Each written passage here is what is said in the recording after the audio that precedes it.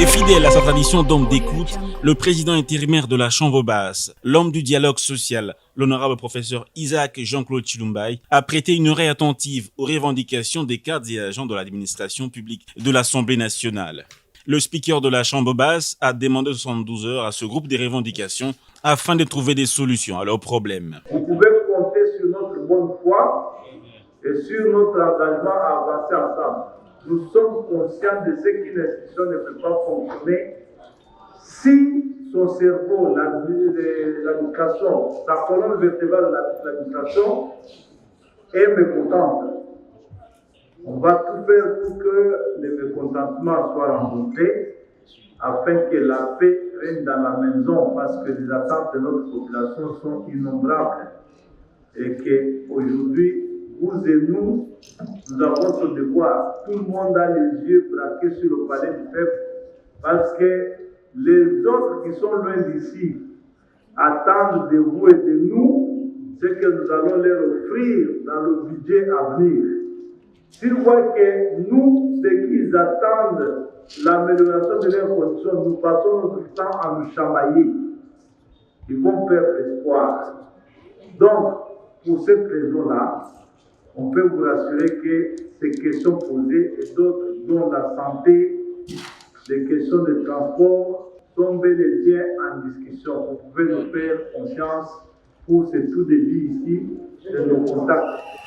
Les manifestants ont démontré leur immense joie et adressé leurs sincères remerciements au bureau de l'Assemblée nationale. Nous remercions quand même l'honorable président et le bureau d'avoir bien voulu nous recevoir aujourd'hui et d'avoir cet échange.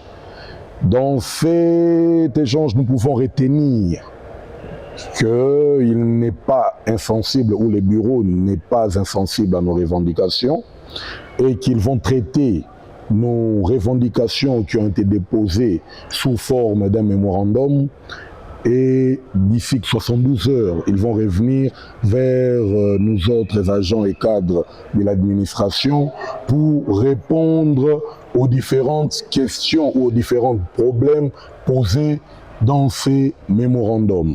Nous, agents et cadres, pensons que nous avons droit à être en interaction directe avec nos autorités.